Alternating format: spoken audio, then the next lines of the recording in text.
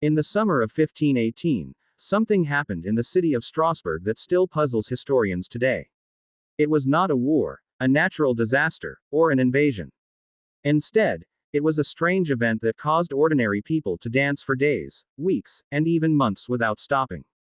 The story began in July 1518 when a woman known as Frau Trophy stepped into a street in Strasbourg, which was then part of the Holy Roman Empire. Without any music playing and without any celebration taking place, she started dancing. At first, people thought she was simply enjoying herself or acting strangely. However, she continued dancing for hours. When night arrived, she still did not stop. The next day, she was dancing again.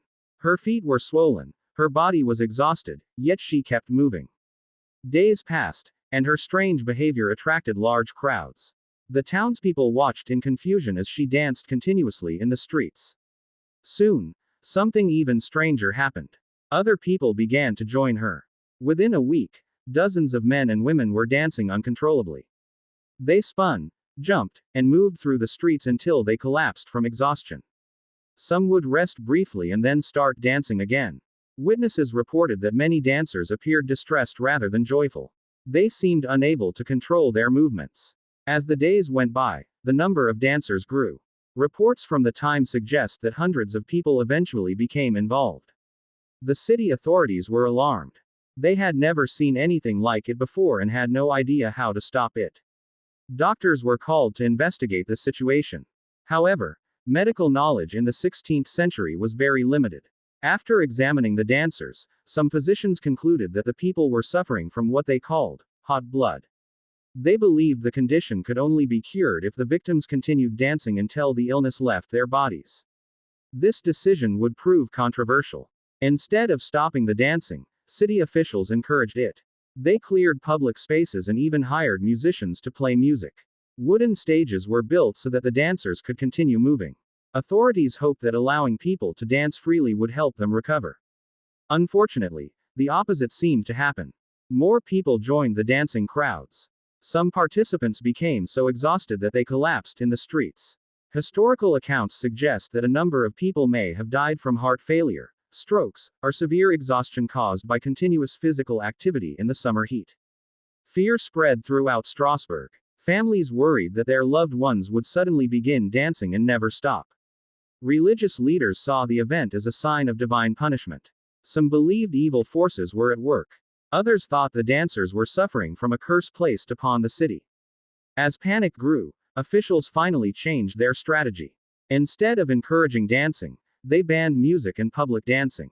Many sufferers were taken to a nearby shrine dedicated to Saint Vitus, a Christian saint associated in local tradition with certain nervous disorders. Gradually, the dancing began to fade. Week by week, fewer people joined the strange movement. Eventually, the epidemic disappeared as mysteriously as it had begun. Life in Strasbourg returned to normal, but the event remained one of history's greatest mysteries. More than 500 years later, experts still debate what really happened. Some researchers believe the dancers suffered from mass psychogenic illness, sometimes called mass hysteria. According to this theory, extreme stress, fear, hunger, and difficult living conditions may have caused large groups of people to develop unusual physical symptoms. Strasbourg had recently experienced crop failures, disease, and economic hardship, creating an atmosphere of anxiety. Others have suggested that a fungus growing on rye grain may have poisoned the population, causing hallucinations and unusual behavior. However, many historians argue that this explanation does not fully account for the organized and prolonged dancing that witnesses described. The truth remains uncertain. What makes the dancing plague of 1518 so fascinating is that it reminds us how little we sometimes understand about the human mind and human behavior.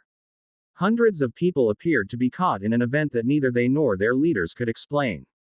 Today, the dancing plague remains one of the strangest episodes ever recorded in history, a real story that sounds more like a legend.